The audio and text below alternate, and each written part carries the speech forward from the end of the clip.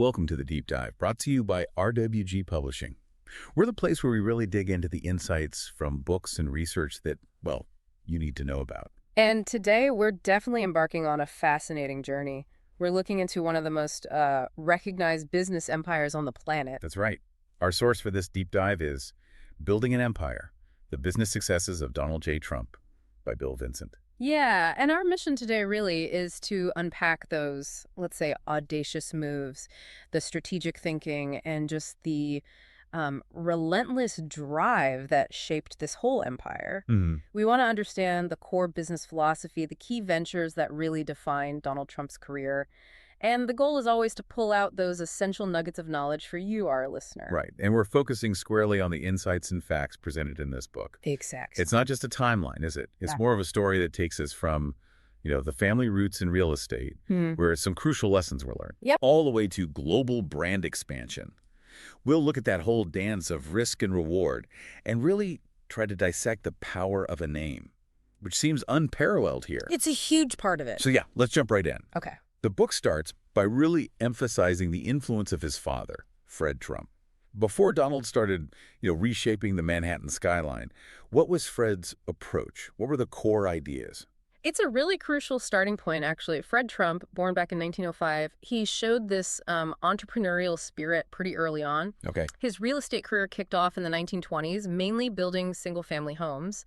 But his core principle, as the book lays out, was this intense focus on unmet demand for affordable, functional housing. Right, not the flashy stuff. No, not glamorous at all, but incredibly effective. Then after World War II, his company, Trump Management, really scaled up, building whole apartment complexes, communities. Oh.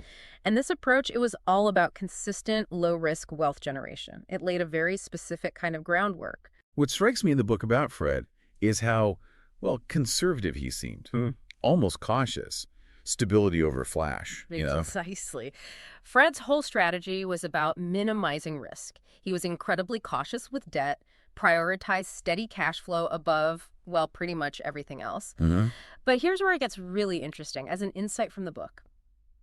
He was apparently a master at leveraging government programs. How so?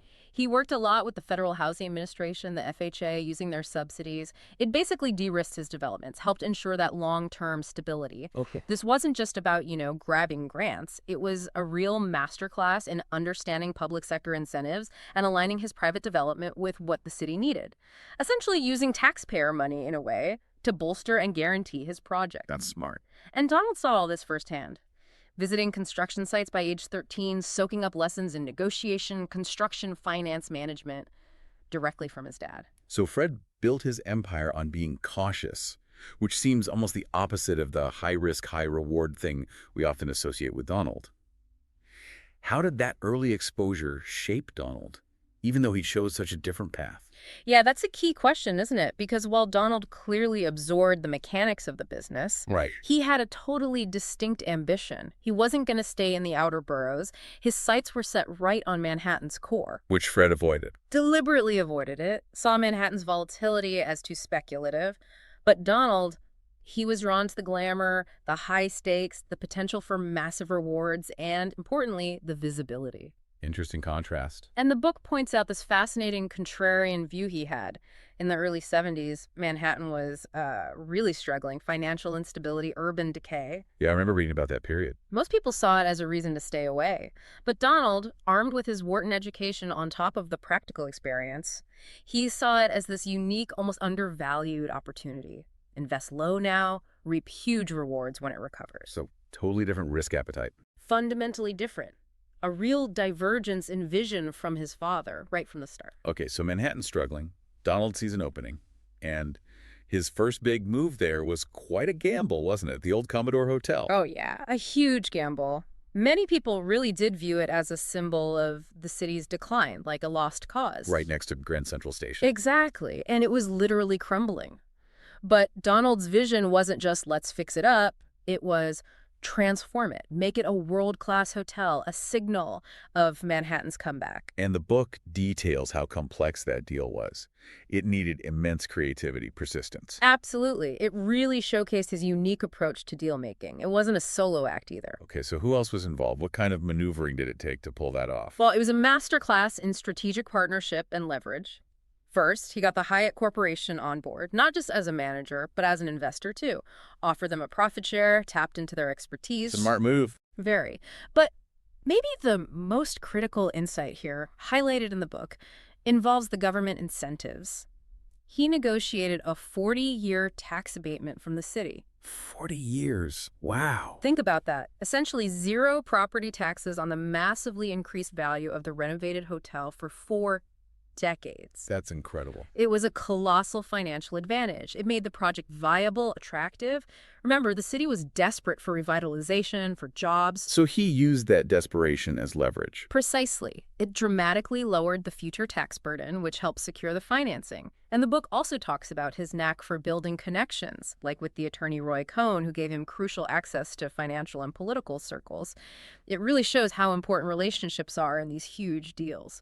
That 40-year abatement really underscores how bad things were in New York then, doesn't it? It really does. And when the hotel reopened in 1980 as the Grand Hyatt, it wasn't just a financial win, right? It was huge for his reputation. Oh, absolutely. It proved he could play and win in the Manhattan big leagues. The defining moment. Totally. The Grand Hyatt's success wasn't just about one hotel. It was a statement. It established Donald Trump as a major player, a visionary who could execute these incredibly complex, high-impact projects in the toughest urban environment, way outside his father's comfort zone. Right. It was the first real proof of his unique model. Exactly. So with the Grand Hyatt success behind him, Donald aimed even higher. Trump Tower. Conceived in the late 70s, opened in '83. The book presents this not just as a building, but as this extraordinary symbol. Luxury. Opulence. It really was designed as a statement in glass and marble. The book paints a vivid picture. 68 stories on Fifth Avenue, bronze-tinted glass, that opulent marble atrium, luxury condos, high-end shops. And the goal was specific. Explicitly stated, attract the absolute wealthy elite. Celebrities, moguls, dignitaries, create a genuine status symbol that would, elevate his own profile in the process. So it wasn't just real estate, it was marketing, brand creation. Exactly, aspirational marketing. And the book really emphasizes something crucial here. He wasn't just building physical spaces, he was meticulously crafting his own brand. Making Trump mean something specific. Synonymous with luxury, success, ambition on a national, even international scale. And he figured out the media game early on to achieve that. How did he do that? Well, he understood that media attention was currency. He cultivated relationships with journalists, proactively reached out with memorable sound bites.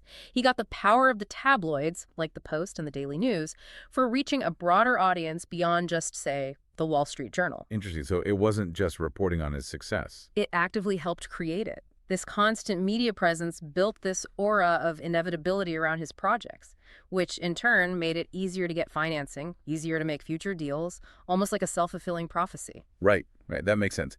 And that brand, forged with Trump Tower, that became the launchpad for more expansion, like Atlantic City. Yeah, absolutely. Trump Plaza, Trump Castle. Huh. He took that brand and aimed to dominate the casino market there, creating these luxurious, high-profile gambling destinations. So as we're seeing, building an empire takes that strategic vision, that relentless execution.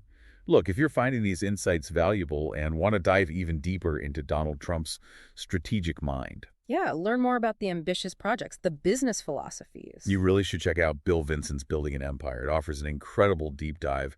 You can find it on Amazon. Just click the link in our show notes to explore more. Definitely worth a read if this stuff interests you. Okay, so connecting all these ventures is this clear business philosophy. It was famously laid out in his book, The Art of the Deal.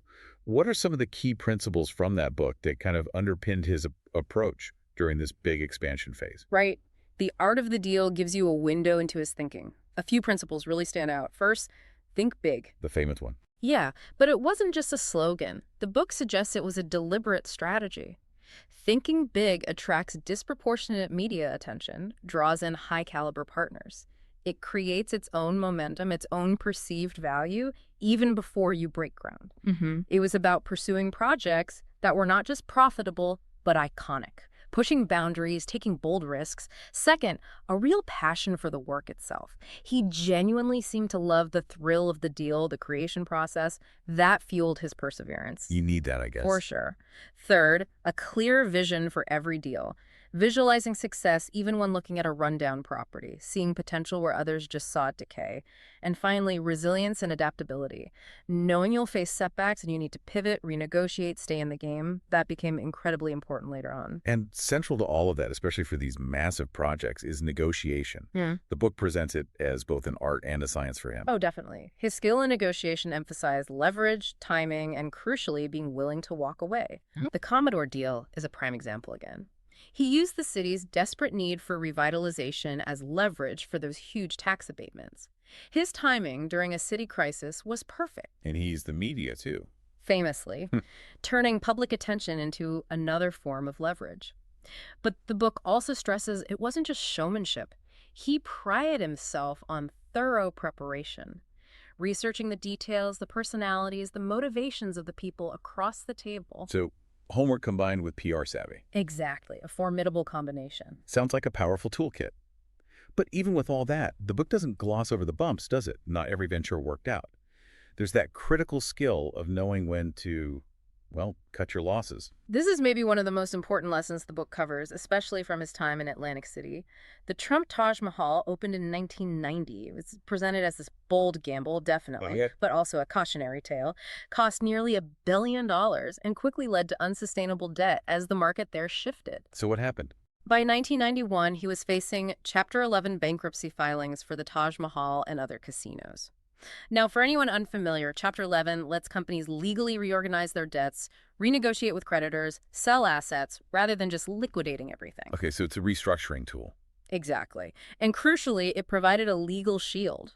It helped him restructure the corporate holdings while largely protecting his personal assets from those corporate debts. It was tough, but necessary to manage the debt and save his core wealth, even though it meant giving up equity in those specific casinos. And he sold other things, too. Yeah, other asset sales followed, like the Trump Shuttle airline, all to reduce debt.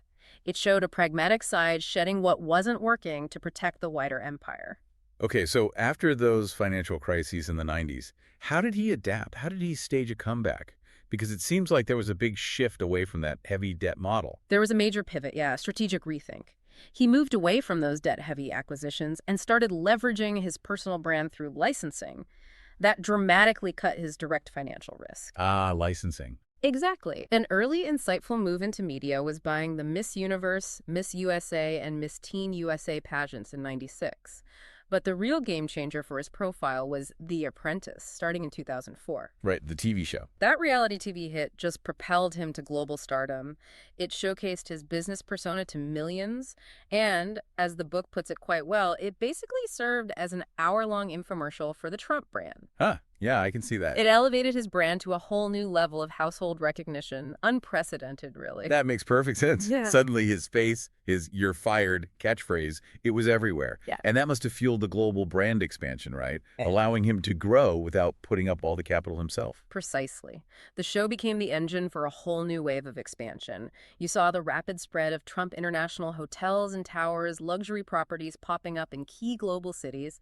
Think Toronto in 2011, Dubai around 2010. And the golf courses, too. Yeah, he really got into the luxury golf course market, acquiring prestigious places like Trump National in Westchester back in '96, and later Trump Turnberry in Scotland in 2014, creating this whole global network of aspirational, high-end destinations. And licensing was the key. It became a cornerstone strategy. Licensing the Trump name allowed him to expand into all sorts of diverse industries, luxury goods, entertainment, international real estate deals, often without direct investment. He was capitalizing purely on his name's perceived value and that massive brand recognition The Apprentice had built. But navigating global markets must be tricky. All the different economies, regulations, cultures. How did he manage that complexity? Well, what's fascinating there, according to the book, is his adaptable approach. He managed these challenges by forming strong local partnerships and maintaining a high degree of adaptability, making sure the projects resonated with local tastes and fit the regulatory environment while still keeping that distinct, luxurious Trump standard. It was about finding the right local expertise and balancing global brand consistency with, regional specifics. Makes sense. Oh, yeah. Okay, let's fast forward to the 2020s.